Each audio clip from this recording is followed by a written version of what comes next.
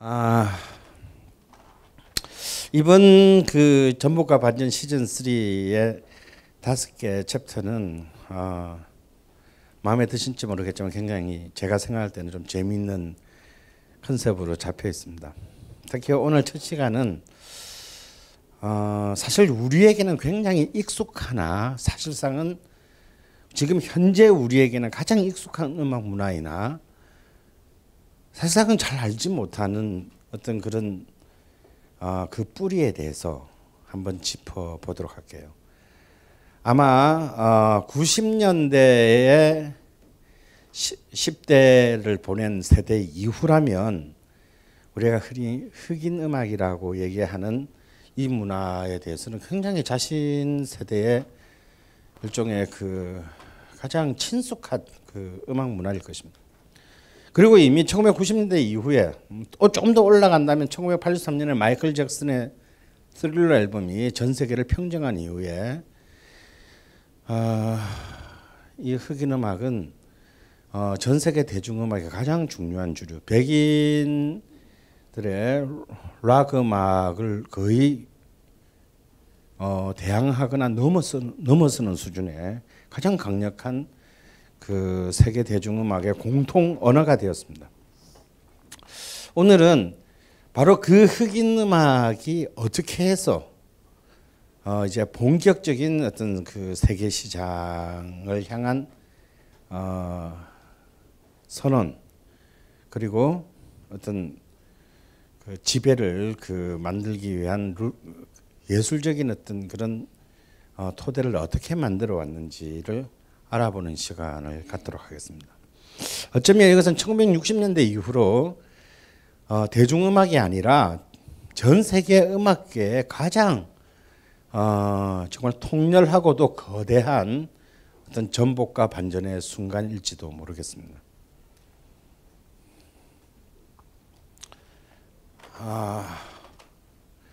오늘 이 첫 번째 강연의 제목은 Say it loud. I'm proud, I'm black이라는 말입니다. 해석은 다 되시죠? 사실 이거는 어떤 가수, 제가 아주 좋아하는 가수의 노랫말이에요. 여러분 혹시 제임스 브라운이라는 가수 아시나요? 예, 아시는 분은 최소한 47세 이상 이거나 아니면 29세 미만일 수도 있습니다. 이 사람은 60년대를 대표하던 어떤 흑인 소울 가수예요. 별명은 미스터 다이너마이트였습니다. 이 사람은 참 재밌게도 데뷔 앨범을요 라이브 앨범으로 냈어요. 그리고 그 라이브 앨범이 빌보드 차트 앨범 차트 2위까지 올라갑니다. 저는 이 사람이 2장짜리 LP 라이브 앳 아폴로라는 앨범을 참 어릴 때 굉장히 좋아했었는데요.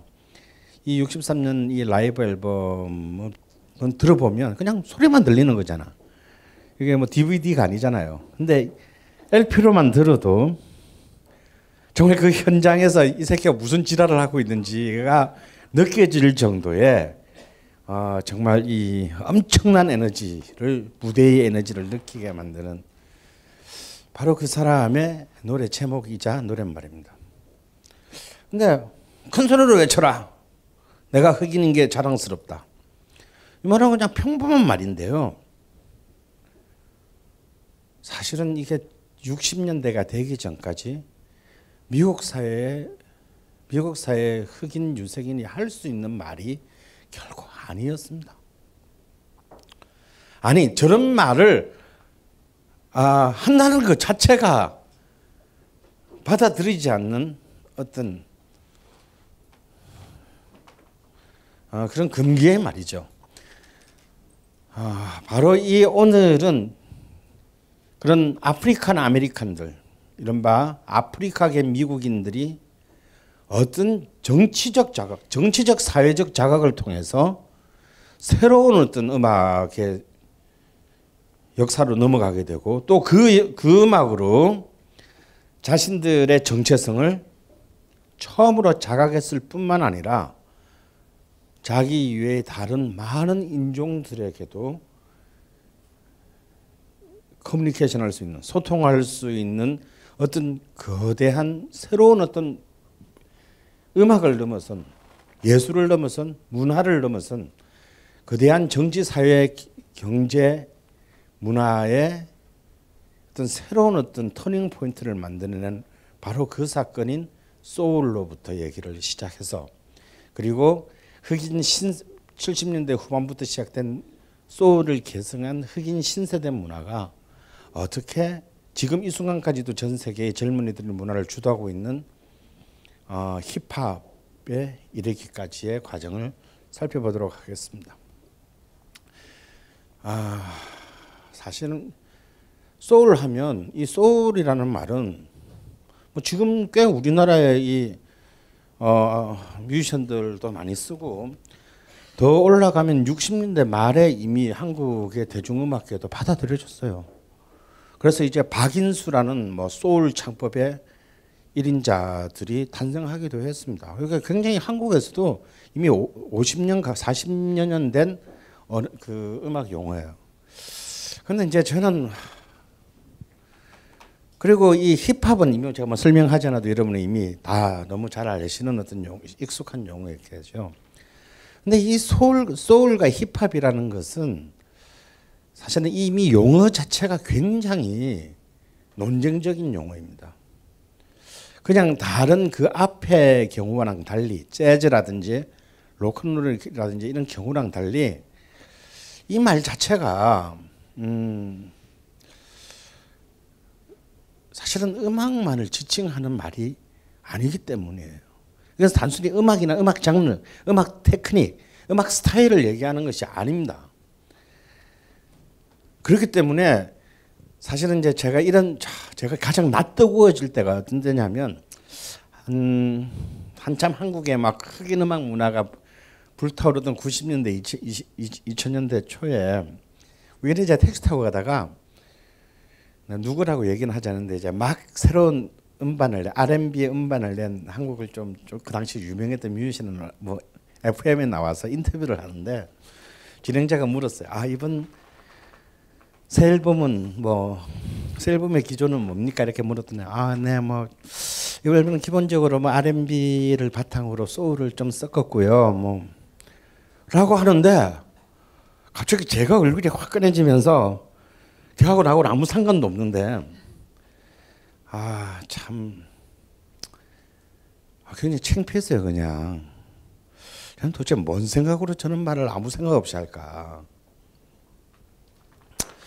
그건 마치 막 머리를 기른 장발의 한국 그 홍대 앞에 인디 기타리스트한테 너 머리 왜 길러? 그랬더니 폼나잖아요 라고 한 말이랑 를 들었을 때의 제 창피함이랑 똑같은 그런 것이었습니다.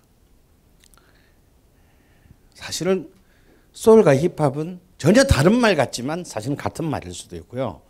또 시대적으로 떨어져 있지만 이 두 음악 사이에는 아프리카나 아메리칸의 어떤 그 정신이라는 측면에서는 사실상 굉장히 바로 쭉 이어지는 연장선에 놓여 있는 연결된 단어이기도 하며, 또 동시에 음악이면서 음악 그 너머의 무엇이기도 합니다. 자, 그것을 한번 이제 여행해 보도록 하겠습니다.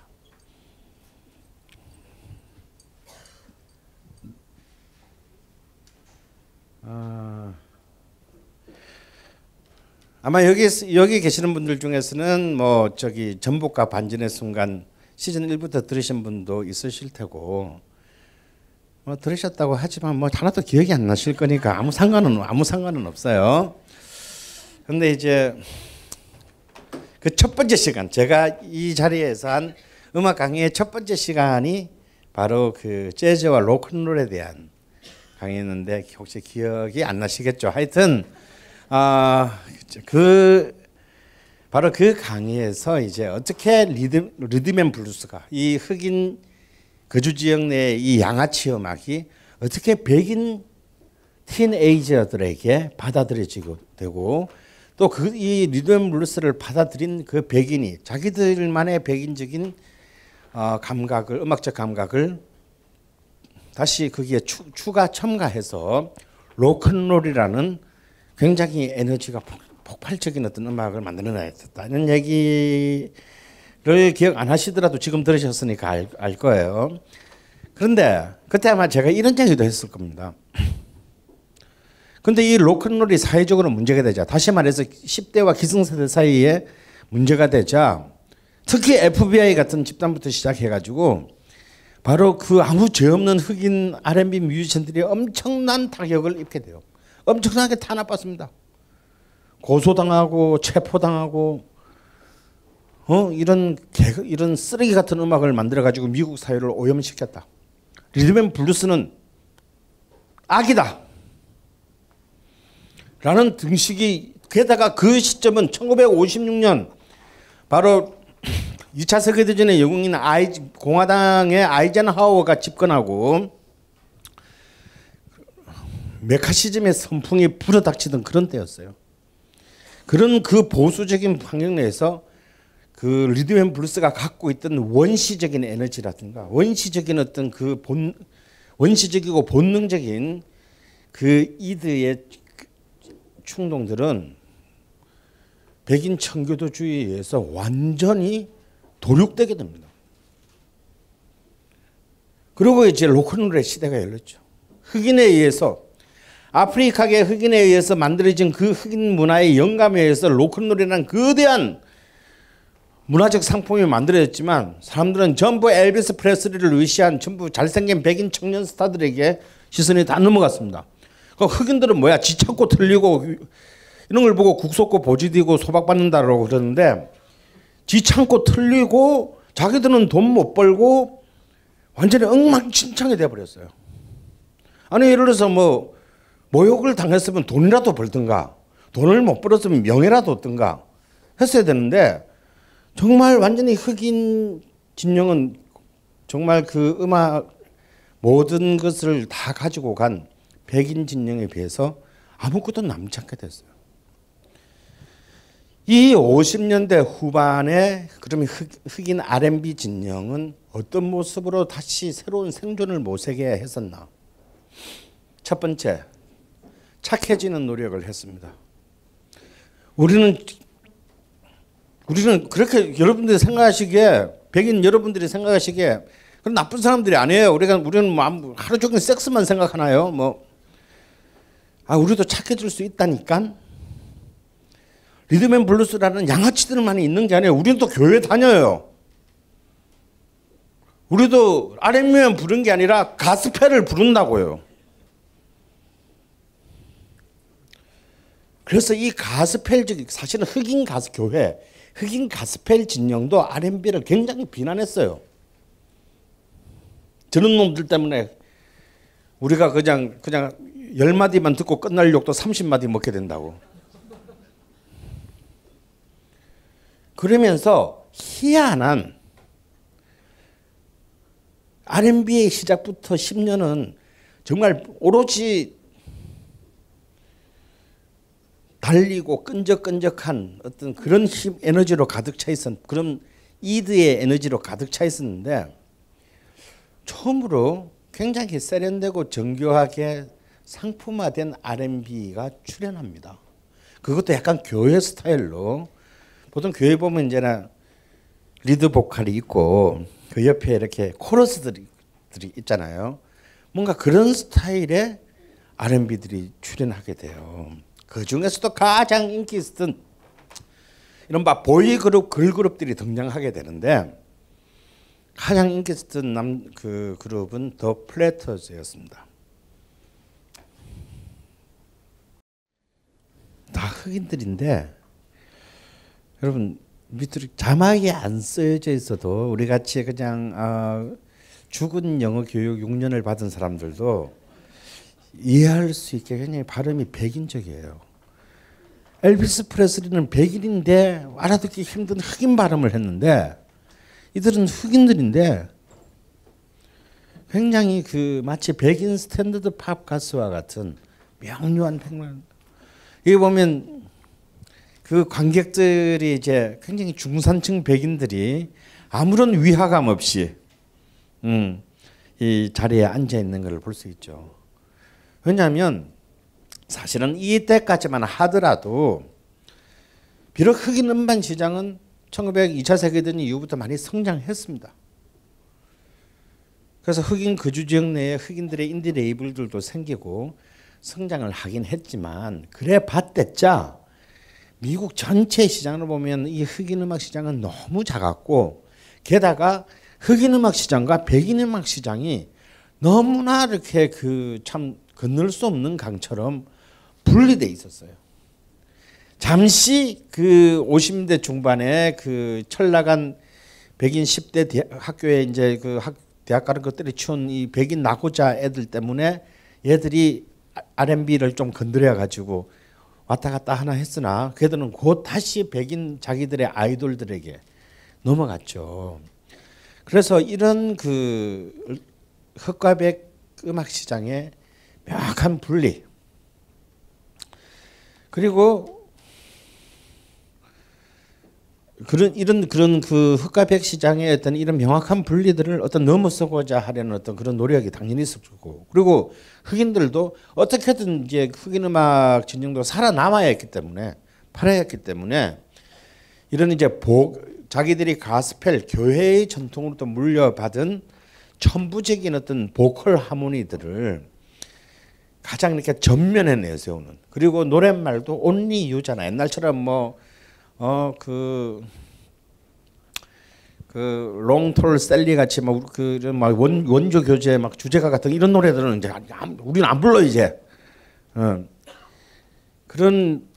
그래서 어떤 그 R&B적인 어떤 요소보다는 가스펠적 요소의 어떤 좀 착하고 선한 이미지들을 어찌 보면은 굉장히 죽은 정신들을 앞세운 좀 상업적인 어떤 흑인 음악들이 마구마구 쏟아지게 됩니다. 또 이렇게 될 수 있었던 것은요. 이때쯤에 이제 이 레코드 녹음실에 드디어 그 마그네틱 테이프를 통한 녹음을 하게 됐어요. 요즘 이제 그런 거 쓰지도 않죠. 근데 하지만 이 마그네틱 테이프 녹음의 어떤 이 테크놀로지가 개발됨으로써 녹음비가 음반 한 장을 내는 기술적 비용이 많이 떨어지게 돼요. 왜냐하면 마그네틱 테이프는 지금 NG가 나도 다시 지우고 앞으로 그 위로 다시 또 쓸 수 있잖아요. 그래서 이 낮아진 또 제작비가 많은 흑인들의 음반들을 낼 수 있는 어떤 그런 이제 그 BP를 낮출 수 있는 또 그런 요인, 산업적인 어떤 기술적인 요인도 있었습니다. 그러다 보니까 이제 이런 이 보컬 하모니 그룹, R&B 그룹들이 많아지다 보니까 그야말로 약간 거세된 R&B, 보컬 하모니를 강조한 R&B들이 많이 나오다 보니까 주로 보면요, 이들은 그래도 흑인인지라 우리가 이제 재즈에서 나왔던 스캣적인 그런 게 많았어요. 이렇게 뭐 아하 이런 것도 스케치고 그리고 특히 이제 두왑 뭐 이런 거라든지 왓쭈아리와리 뭐 이런 거 있잖아요. 왜 이런 것들을 하도 많이 쓴다고 그래서 그냥 두왑 사운드라고. 그래서 두왑 사운드 하면은 바로 이런 보컬 그룹에 의한 50년대 후반부터 60년대 전반 사이에 이 보컬 하모니를 중시하는 R&B 음악을 두고 따로 두왑이라고 합니다. 그래서 이 그룹들이요 한때 59년 60년에는 미국 전역에 15,000개쯤 있었다고 해요. 예, 이 보이그룹 걸그룹들이 15,000개쯤 있었대요. 그러니까 정말 흑인들이 어차피 사회적으로 진출할 길도 별로 없고 정말 스포츠나 아니면 연예계 이 두 개밖에 통로가 없는 상황에서 어쩌면 걔들은 살아남기 위한 가장 처절한 어떤 길을 선택을 하게 되는데 그런 말 있잖아요. 우리나라도 이제 이런 한류 뭐좀 K-팝 한류 이렇게 하지만 이제 보이그룹 걸그룹이 많아지게 되는 이유가 연예인을 꿈꾸는 애들이 너무 많아진 거야. 가수를 꿈꾸는 애들이. 그래서 얘들 한 명 한 명 다 가수 시키려다가는 이게 도저히 한국 시장 사이즈는 안 돼 가지고 애따 그러면 한 우르르 모아 가지고 하면 그럼 뭐 이 솔로로 할 만한 근데 다 가수하고 싶은 미치겠다 일로 대한민국 한 200만 명 있는데 그 중에서 솔로로 감당할 수 있는 애는 너무 극소수다 이거지. 다들 뭔가 2% 부족해. 그럼 그 부족한 애들끼리를 한 뭐 4명, 5명, 7명, 뭐 13명, 9명 뭐 이렇게 모으다 보니까 이게 또 굉장히 괜찮은 시너지가 나와. 단 니들은 갖고 가는 거는 적을 수밖에 없어. 그렇잖아요. 숫자가 많으니까. 그래도 자기 가수 못 되고 그냥 20대가 지나가는 것보다 좀 n분의 1로 먹더라도 되는 게 훨씬 낫잖아요. 이런 희한한 순열 조합이 가능해진 것처럼 이 50대 중반 후반 미국에서도 흑인 어린 젊은 애들이 뭔가 자신의 존재를 실현하고 싶은데 흑인들이 사회적으로 나갈 진출할 통로는 없고 전부 사실 이쪽으로 다 스포츠와 이런 엔터테인먼트 비즈니스 쪽으로 다 몰려왔다는 걸 의미해요. 그러다 보니까 어마어마한 어떤 이 숫자의 이제 이 두합 그룹들이 만들어지게 되는데요. 이 보컬 하모니를 중시하는 이 두합 그룹들은 사실 어찌 보면은 어떤 그 흑인 정신을 그런 하드코어한 흑인 정신의 정통성을 생각하는 사람한테는 굉장히 치욕적으로 생각할 수도 있겠지만요. 사실은 60년대 이후에 전 세계 대중음악에 큰 영향을 미쳐요.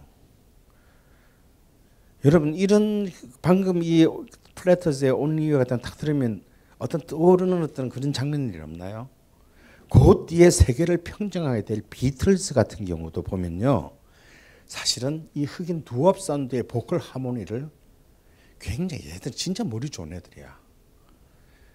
비록 좋은 대학은 못 갔지만 이런 흑인들의 이런 그 정교한 보컬 하모니들의 장점들을 락 밴드 안에 받아들여 가지고 그래서 사실은 비틀즈의 초기 64년 65년 히트곡 보면요. 굉장히 이 4명의 남자들의 보컬 하모니의 곡들이 많아요. 히트곡들은 다 혼자 이렇게 딱 솔로로 부르는 경우는 잘 없어. 비틀즈도. 좀 이따 보여드릴게요.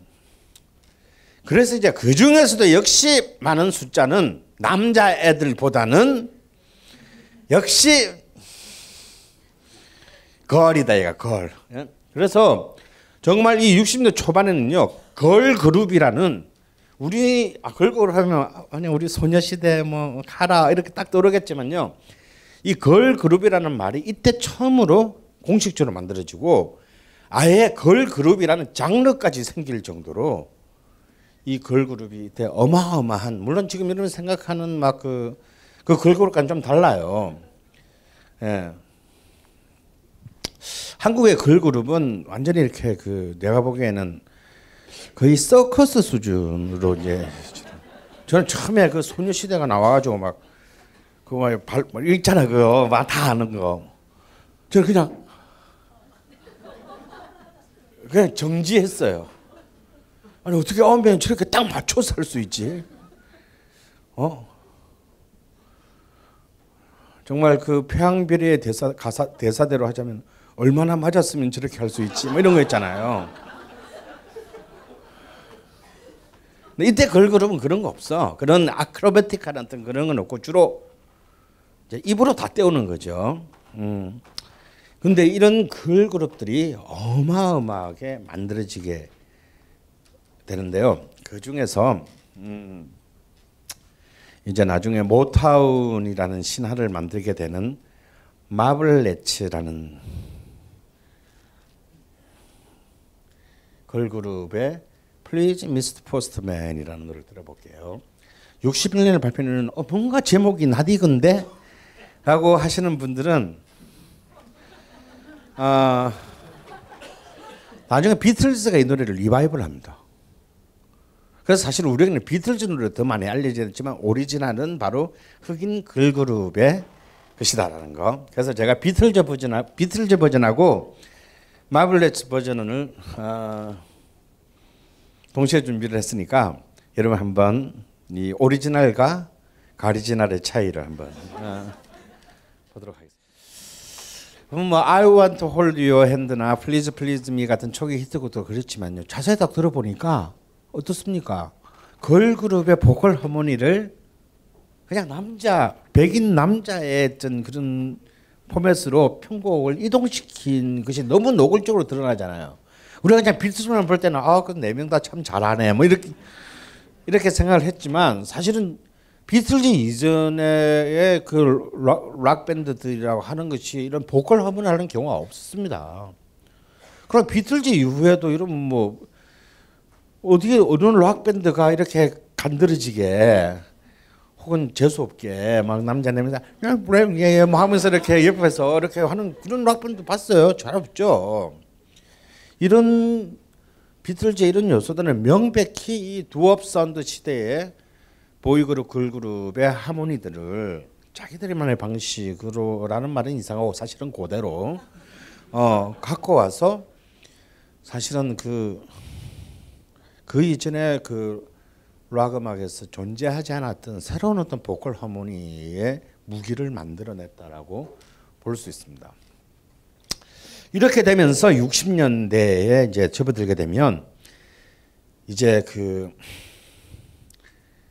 이 흑인 리듬 앤 블루스계는 크게 2+1이라는 어떤 이 메이저 레이블들이 생겨나게 돼요. 하나는 뉴욕의 애틀랜틱 슬래시 에코라는, 에코는 이제 애틀랜틱의 자회사니까 그냥 애틀랜틱이라고 합시다. 애틀랜틱 레이블이에요. 여기는 이제 막 우리가 이제 60대의 그 리듬 앤 블루스와 소울의 어떤 이제 막 환상적인 라인업들이 쫙 나옵니다. 그리고 이 애틀랜틱보다 사실은 더 크게 성공한 이제 그야말로 평생 그동안까지의 마이너였던 흑인 계열의 음악을 메이저로 올려놓은 디트로이트의 모타운이라는 이 두 레이블이 쌍두마차가 만들어지게 돼요. 이 둘은 스타일이 좀 달랐습니다. 그리고 세 번째는 뭐냐면 이 둘에 비하면 규모는 굉장히 작으나 음악사적으로 굉장히 중요한 남부에 있는, 디트로이트가 중부고 이제 뉴욕이 동부라면 남부에 바로 엘비스 프레슬리라는 로큰롤 신화를 낳은 조그마한 깡촌 도시가 또 여기서 또 큰 사고를 하나 쳐요. 멤피스의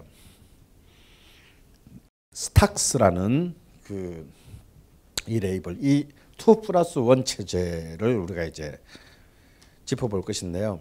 이 스탁스가 중요한 이유는 애틀랜틱이나 모타운에 비하면 이 규모 면에서는 형편없이 작은 거였으나 바로 이 스탁스를 통해서 이제 이 60년대에 흑인 음악이 거대한 전환, 다시 말해서 소울이라는 정말 그 이전까지의 그 미국 사회에서 구경할 수 없었던 흑인들이 드디어 어떻게든 그 백인들의 옆에 껴서 기생하려던 흑인이 아니라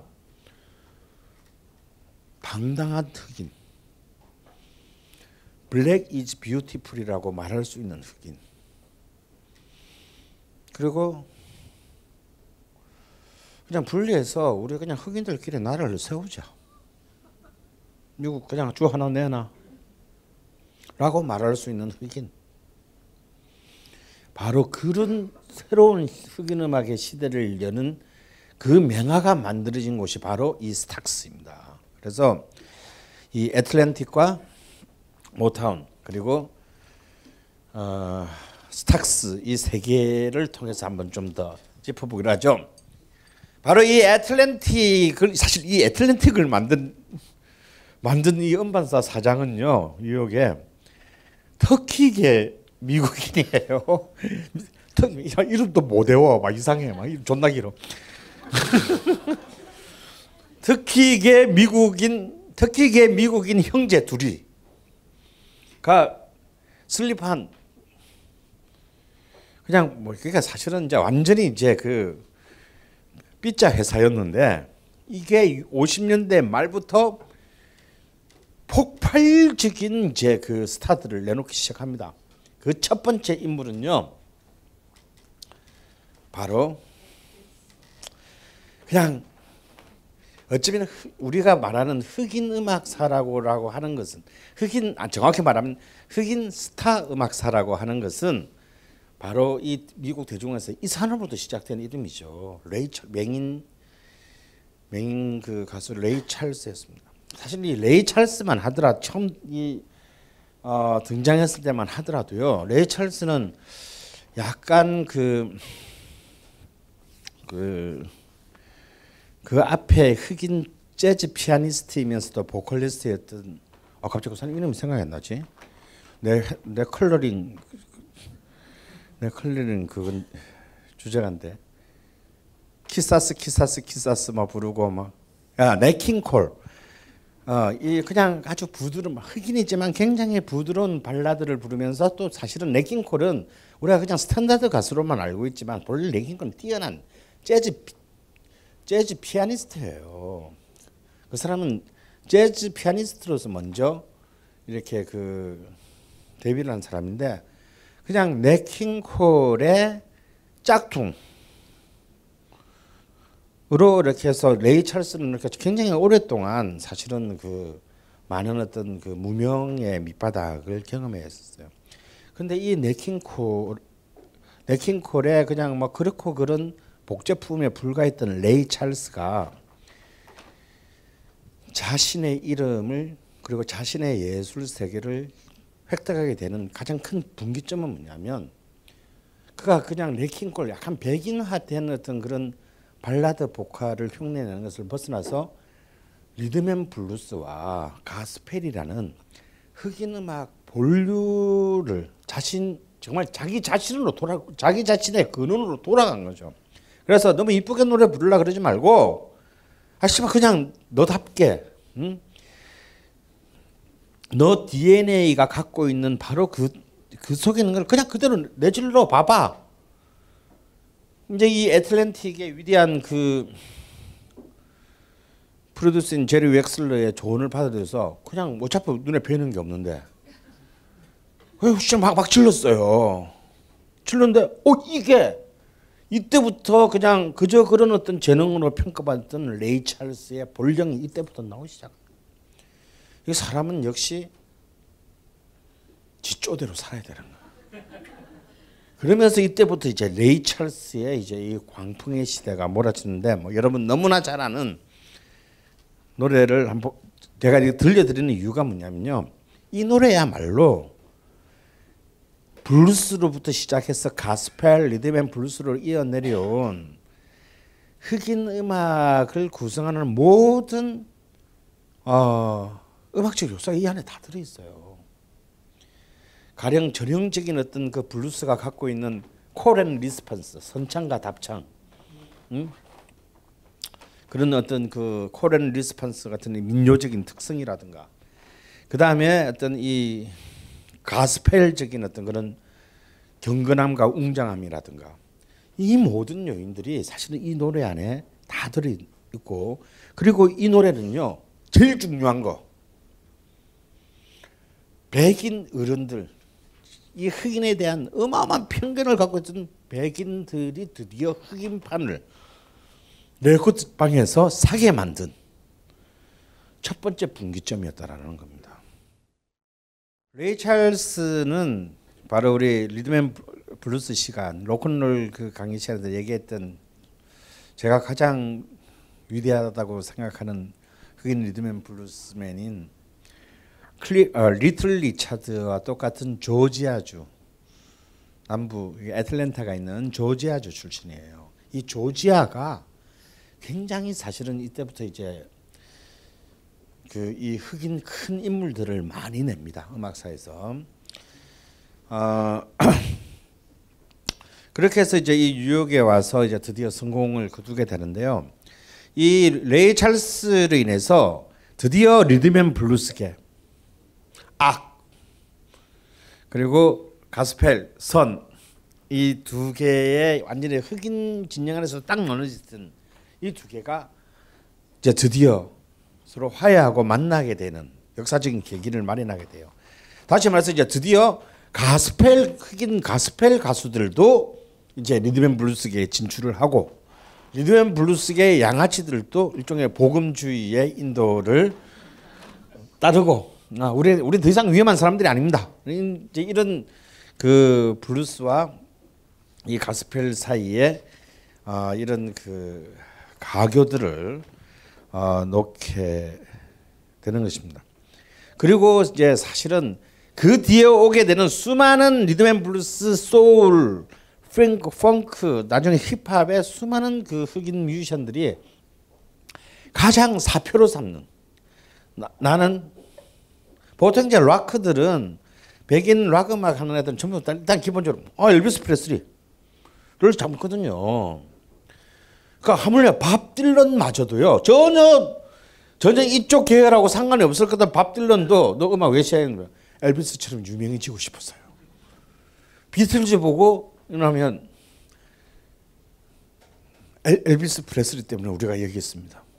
물론 절대 롤링스톤즈는 그렇게 얘기하지 않았죠. 그렇지만 거의 대부분의 그 이후에 락커들의 엘비스를 얘기하듯이 그 이후에 수많은 흑인 뮤지션들이 어떤 자신의 음악적 뿌리의 출발점은 레이 찰스다 라고 얘기할 만큼 어찌 보면 왜냐하면 재즈만 하더라도 사실 너무 선사시대 때 얘기야 이들에게. 그러니까 이제 6, 7, 8, 90년대의 뮤지션들에게 근대적 의미에서 현대적 의미에서 자신의 어떤 그 음악적 뿌리의 출발점이 다 레이 찰스로부터 수렴된다는 거예요. 그래서 사실은 뭐 제가 뭐 한국 맛백으로만 들려드렸지만요. 여러분 그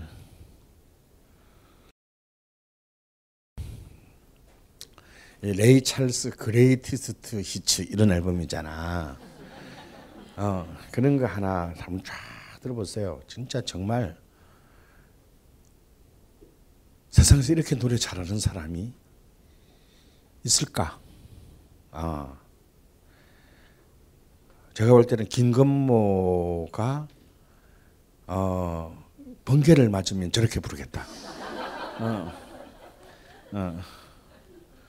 이건 김건모에 대한 굉장히 높은 평가를 말하는 겁니다. 절대 비하가 아니에요. 그런 정도의 정말 굉장한 좋은 명곡들이 많으니 한번 꼭 들어보시기 바랍니다. 이 애틀랜틱 레코드는요, 이 레이 찰스로부터 시작해가지고 이 사람이 나오는 바람에 완전 대박이 나요. 레이 찰스와 더불어서 흑인 청중들뿐만 아니라 백인들에게도 절대적인 어떤 그 인기를 누렸던 샘 쿡이 등장합니다. 그래서 또 이 샘 쿡이 애틀랜틱 레코드는 먹이 살려요. 근데 샘 쿡은 26살 때 LA의 어떤 모텔에서 총 맞아 죽어요. 그래가지고 이제 더 많이 팔아주지는 못했습니다. 그리고 이제 When a man loves 뭐 beautiful woman인가 뭐 이상하게 부른 그 흑인 남자 있잖아요. 퍼시 슬래지 또 이 애틀랜틱 그 출신이고요. 그리고 이 수많은 두합 그룹 중에서 제가 최고의 그 두합 그룹이라고 생각하는 그룹이 누구냐면 드리프트즈거든요. 드리프트즈. DRIFTERS 드리프트즈. 발음이 왜 이렇게 안 되지? 이 드리프트즈는 리더 보컬이 3번 바뀌는데요. 그 중에서도 이 벤 이킹이라는 최고의 그 리듬앤블루스 뮤지션이 나중에 솔로로 데뷔합니다. 이 벤 이킹이 그 있었던 여러분 스탠 바이 미라는 노래 알죠? 그 노래를 부른 벤 이킹이 이 리드 보컬로 있었던 게 이 드리프트즈인데요. 이 드리프트즈는 이 3명의 리드 보컬이 벤 이킹뿐만 아니라 나머지 2명도 너무너무 정말 가창력 짱. 예. 뭐 시간이 없어서 그냥 넘어가겠습니다. 근데 한번 꼭 들어봐 주시고요. 그리고 이제 레이디 소울의 퍼스트 레이디라고 불렸던 그 정말 남자의 시작이 레이 찰스라면 여자의 시작은 이분이야. 뭐 뒤에 수많은 그 흑인 디바들이 나와서 인터뷰할 때 보면 꼭 이 여자가 꼭 한번 언급됩니다. 이 사람을 언급하지 않으면 걔는 좀 흑인 공동체에서 많은 문제를 야기하게 된 거예요. 바로 소울의 여왕 아레사 프랭클린. 이 사람들이 전부 다 애틀랜틱이 만들어낸. 그래서 사실 음악적으로 그리고 이제 리듬앤 블루스에서 소울로 넘어가는 교량 역할을 했다라고 하는 이제 곧 여러분을 보게 될 윌슨 피켓도 따지고 보면 아틀랜틱 소속이에요.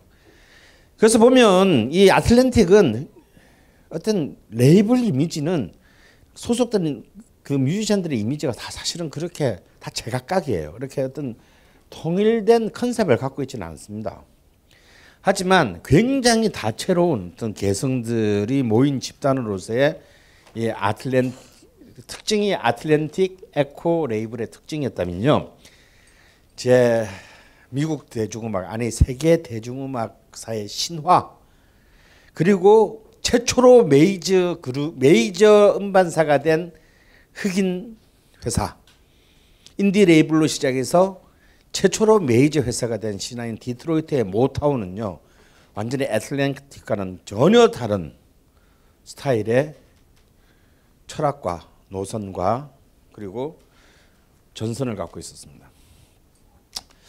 이 모타운은 이제 여러분 잘 알지는 못하겠구나. 베디 고디 주니어라는 한 명의 흑인 청년의 정말 가난한 흑인 청년의 꿈에 의해서 만들어졌어요. 이 베리 고디 주니어는 디트로이트가 무슨 도시입니까? 자동차 산업의 도시잖아요. 바로 그 디트로이트의 자동차 정비공으로 일하면서 난 씨발 언젠가는 세상을 뒤집어 버릴 거야 씨발 하면서 이제 막 하면서 어떻게든 음반사를 만들려고 그 젊은 날을 한 푼 두 푼 모으면서 한 명 두 명 사기를 치면서 보냈어요. 여러분 그 드림걸스라는 영화 보셨죠? 예, 뮤지컬로도 있고 영화로도 나왔습니다. 제이미 폭스인가? 예? 제이미예요. 제이미 폭스가 진짜 열연한 바로 그 드림걸스의 음반사 사장이 바로 베리 고디 주니어예요. 그러니까 그걸 갖다 대놓고 얘기하면 또 소송 붙을까봐 대충 이제 넘어갔지만 그 드림걸스가 바로 이 모타운의 얘기거든요. 모타운의 얘기를 가지고 이제 그 만든 것인데 드디어 그는 조그만한 그 2층 집에 2층 건물에 2층을 얻어서 모타운 레코드를 설립합니다. 그리고 그는 이제 바로 시작부터 아까 마블렛츠부터 성공을 거두고 한 번 성공을 거두자마자 이 젊고 야심 있는 제작자는 자신이 정말 그 뭐라 그럴까 젊은 날의 모든 걸 바쳐서 구상했던 어떤 딱 그 생산의 모델을 만들어요. 거의 포드 자동차 회사의 컨베이어 시스템과 같은 이 제작 라인을 만듭니다. 그러니까 아마 제가 볼 때 우리나라의 모든 메이저 기획사들의 이 그 가수 이 뭐죠 만드는 이 프로그램은 바로 이 모타운에서부터 시작했다라고 해도 과언이 아니에요. 그런 일단 그 홀랜드 도지의 홀랜드 두 명의 이제 그 홀랜드 형제와 도지에를 엮은 그래서 이걸 갖다가 이제 HDH 라인이라고 했습니다. 완벽한 작사 작곡가 군단을 딱 만들었어요. 니들은 작곡만 해. 응? 그리고 이 디트로이트 거리의 흑인 거주 지역에 굉장히 예쁘고 재능 있고 잘생긴 애들을 골라서 걸그룹들을 만들었어요. 그래서 딱 그 완벽한 훈련하고 곡을 붙여서 시장으로 내보내는 거의 일종의 정말 컨베이어 벨트 같은 이른바 제작 마케팅 시스템을 쫙 만들었습니다. 여기에는 어떤 누구도 저는 제가 추구하는 음악은 이런 건데 이런 얘기는 절대 안 돼. 새끼야 주는 대로 쳐먹어. 그리고 이제 그러니까 애틀랜타 레코드랑 상황이 다른 거죠. 완벽한 이 베리 고디 주니어가 생각하는 딱 그 음악. 날 믿고 따라라. 난 너희들에게 성공과 명예를 그 밑바닥 흑인 그 더러운 거리로부터 성공과 명예를 안겨주겠다. 그런 굉장히 이제 그런 그 독선적인 어떤 그 독재적인 어떤 라인업으로 해가지고 성공을 거둔데 어떻게? 그래서 실제로 이 그 HDH 라인은요, 이 라인은 이 백인 회사인 그 브릴 빌딩 팀과 더불어서 미국 역사상 최고의 작곡 편곡 팀이에요. 작사 작곡 편곡 팀인데 63년부터 3년간 이 HDH 라인이 그 빌보드 차트에 탑 20에 무려 28곡을 3년 동안 히트시킵니다. 그리고 모타운에서는 앨범의 75%를 전부 성공시켜요. 4장 내면 3장은 대박 나는 거예요. 그 한 놈이 누군지는 잘 모르겠는데 진짜 재수없는 놈. 그러니까 이런 사실 승률은 여러분 야구도 참 재밌잖아요. 아니 10번에 3번 안타 치면 그냥 최고의 대우를 받는단 말이에요. 7번을 못 쳤는데 3번만 치면 최고의 선수가 되고, 근데 10번에 2번만 치면 이제 다음 연봉 계약을 걱정해야 되는 처지가 되는 그런 2할 3할의 차이가 굉장히 큰 건데요. 이런 투기적인 예측을 불가능한 이런 그 엔터테인먼트 비즈니스에서 75%의 승률이라는 것은 사실 있을 수 없는 겁니다. 바로 이 모타운 레이블이 만들어낸 최고의 슈퍼스타는, 그리고 사실은 이 60년대를 걸쳐서 최고의 슈퍼스타이기도 하죠. 바로 최고의 걸그룹, 역사상 최고의 걸그룹이기도 한 팀은 바로 더 수프림스였습니다. 이 3인조 그룹이고 여기에 리더가 누구? 다이애나 로스. 바로 마이클 잭슨의 사실상 데모에 가까운 역할을 했던 분이죠. 근데 지금 봐도 너무 매력적이에요. 자, 스프림스의 Where Did Our Loves Go를 한번 들어보겠는데요. 스프림스는 데뷔곡이 빌보드 차트 1위고 무려 5곡을 연속으로 빌보드 차트 1위에 올려놓는 정말 단숨에 신데렐라가 된, 역사상 다시는 없을 그 걸그룹이고요. 그 당시에 이들이 라스베가스 쇼에 출연할 때 원쇼당 개런티를 $5,000를 받았대요. 60년대 초반에. 그건 사실 상상을, 그 당시로서는 지금이야 뭐 $5,000 나도 내겠다 뭐 이렇게 생각할 수 있겠지만 그 당시로서는 상상을 초월하는 개런티였다는 겁니다. 멋있죠. 사실 모타운은 뭐 엄청난 스타 군단들을 이 수프림즈 이후에 그 내보내요. 뭐 남자 그룹으로는 이제 템프테이션스, 포탑스, 우리나라에서도 굉장히 그 60대 70대 인기를 누렸던 그룹들이고요. 그리고 무엇보다도 나중에 소울의 진정한 소울맨이 되는 마빈 게이. 이 마빈 게이는 이제 또 저 애가 멋있게 생겨가지고 이 흑인 음악계의 황제가 된 베리 고디 주니어의 여동생과 결혼을 해가지고 모타운과 아예 패밀리가 돼가지고 이제 성을 거두고, 다음에 스티비 원더, 그리고 또 역사의 전설이 되는 이제 잭슨 5, 마이클 잭슨이 10살 때 여기서부터 모타운에서 시작했다는 사실. 이런 살벌한 애들을 그냥 끝없이 만들어내요. 그래서 67년에 딱 되면요, 이 모타운 레이블의 수입이 $3,000만 넘었습니다. 그 당시로서는 무시무시한 돈을 긁어 모았다, 그냥 이렇게 생각하면 될 것 같아요. 그렇게 해서 이제 드디어 흑인들이 단순히 이제 뭐 어떻게 백인들이 지배하고 있는 음반 산업에 비굴하게 낑겨가지고 뭐 저도 파는 장만 내주시면 제가 그냥 10년 동안 하라는 대로 다 할게요, 뭐 이런 시대가 끝난 거예요 이제. 물론 이 모타운이라는 회사는 정말 이 정말 그 말귀 안 통하는 전설적인 독재자에 의한 전횡으로 이루어져 있지만 어쨌거나 이것은 흑인 형제들의 회사였다라는 거예요. 그 바로 몇 년, 5년 전만이라도 꿈도 꿀 수 없는 일을 신화를 모타운은 만들어냈습니다. 모타운이 어떤 하나의 기업적 형태로 시장의 어떤 그 지배의 방식으로 60년대 흑인의 이제 정말 그야말로 경제적 독립을 만들어냈다면 멤피스의 스탁스 레이블은요 드디어 여기에 흑인의 영혼을 담는 소리를 만들어내게 돼요.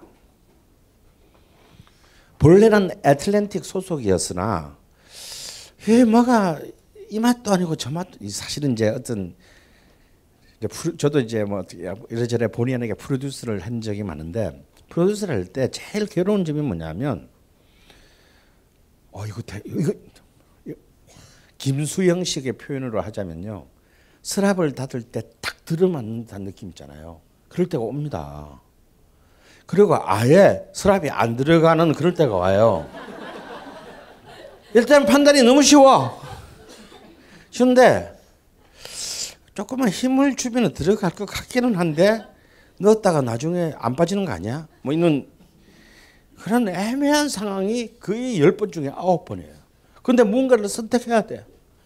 그러니까 왜 이런 거 있잖아요. 어떤 신인 가수가 있는데 뭐가 될 듯 하는데 안 돼.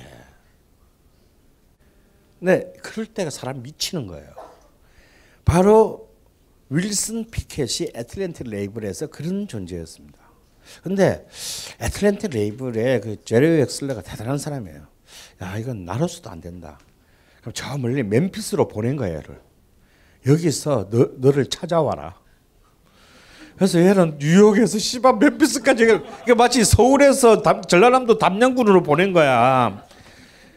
담양군 가가지고 대나무 숲을 보면서 뭘 깨우치라는 거야. 이러면서 이제 가는데 이것이 그 생애에 그리고 흑인 음악 60년대 흑인 음악의 역사에서 굉장히 중요한 사건이 돼요. 드디어 이제 이런 이제 모타운은 딱 음악을 들어보면 어떻습니까? 다이아나 로스나 수프림스의 보컬이나 이 수프림스의 하모니를 들어보면 정말 흑백 상관없이 누구나가 들어도 달콤한 소프트한 멜로우 사운드였지 않습니까? 그런데 여과 없이 본래 가지고 있었던 흑인 음악의 그 도발성 그리고 어떤 그런 육체적인 어떤 그런 본능성이 이 스탁스의 사운드에 의해서 만들어지게 돼요. 자, 여기서 이 스탁스에서 재련된 윌슨 피켓의 In the Midnight Hour 한밤중에 이 노래는요 사실 노래 가사는 별거 없어. 그냥 한밤중에 그냥 애인 만나러 가는 얘기야. 그런데 이 노래가 바로 소울로 가는 역사적인 분기점이 된다라고 나중에 수많은 평론가들이 지적하는 바로 그 순간이 됩니다. 도대체 뭘 가지고 그러는지 자 여러분 앞에서 쭉 보았던 풍경과 사운드와 지금 이 In the Midnight Hour에서는 뭐가 달라지는지를 한번 감상해 보십시오. 확 달라졌죠, 뭐가. 앞에 거랑 1년밖에 차이가 안 나요. 근데 뭔가 확 뒤집어졌습니다. 그걸 하나하나 보면요. 뭐냐면 다 어떤 느낌이 옵니까? 뭔가 분위기가. 뭐 구체적으로 우리 어차피 구체적으로 못 들어가니까 그냥 대충 두루뭉실하게 그냥 꼴리는 대로 때려 맞추면 뭔가 이 분위기가 앞에 거랑 너무 다르다라는 거 느끼겠잖아요, 여러분들도. 어떤 분위기 같아요? 예? 예? 예, 엘비스가 데뷔할 때는 일 안 이랬죠. 여러분 이거 약간 좀 이상한 이상한 교회에 부흥회하는 것 같지 않습니까? 예? 막 방언기도 하듯이 막 약간 와, 그 목사가 정신 나가가지고 막 믿습니까? 뭐 믿습니까? 뭐 이런 거 있잖아. 이거는 아까 같이 굉장히 세련된 것을 중시하는 뉴욕이나 디트로이트 같은 대도시에서는 있을 수 있는 분위기예요. 그러니까 이건 뭔가 굉장히 첫 번째 선동적이다. 선동적이다. 그리고 좀 종교적이기는 한데 그냥 우리가 생각하는 그런 종교적 명상적인 종교가 아니고 굉장히 어찌 보면은 뭔가 이렇게 좀 약간 환각적인 어떤 그런 느낌, 예, 그런 어떤 그 감정적인 어떤 그런 거대한 고향이 일어나 있어요.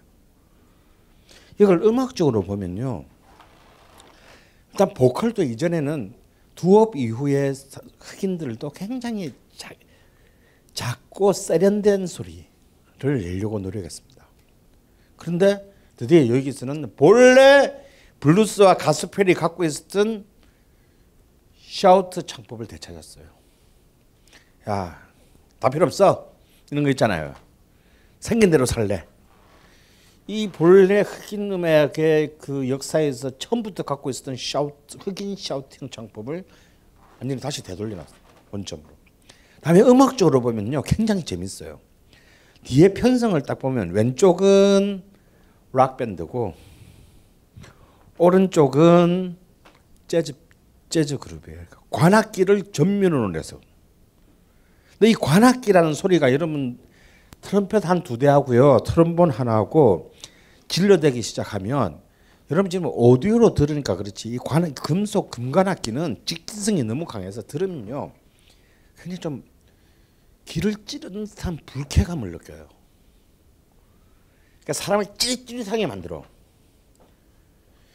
그래서 이 관악기를 더 이상 야금기 이런 거 달지 않고 그냥 내지르게 만들었습니다. 그래서 이 사운드 전체를 굉장히 폭발력 있는 어떤 그런 긴장감을, 텐션을 만들었고요. 왼쪽 편성을 보면 딱 뭐도 했습니까? 일렉트릭 기타, 베이스, 드럼, 뭐죠? 락 밴드 편성이에요. 그러니까 이 지금 이 미드나잇 아워의 이 편성의 장면을 딱 보면요, 이 굉장한 역사적 역전을 느끼게 만드는데 뭐냐면 이때까지 백인들만 계속 빼앗겨만 왔잖아, 얘들은. 근데 일단 준 걸 다시 갖고 온 거야.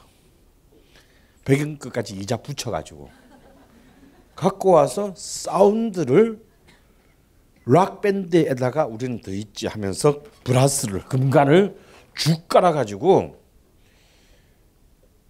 그야말로 로큰롤이 리듬앤블루스와 컨트리 앤 웨스턴을 결합했다면 얘들은 다시 이것을 갖고 와서 흑과 백의 다시 거대한 사운드의 덩어리를 이른바 휴지 사운드라고 말하는 거대한 막 그냥 쌓고 쌓은 이런 사운드를 만들어냈어요. 그래서 보컬끼리의 하모니가 아니라 가수 보컬리스트와 이 악기들 사이 악기하고의 이 주고받는 의사소통 체계를 만들었습니다.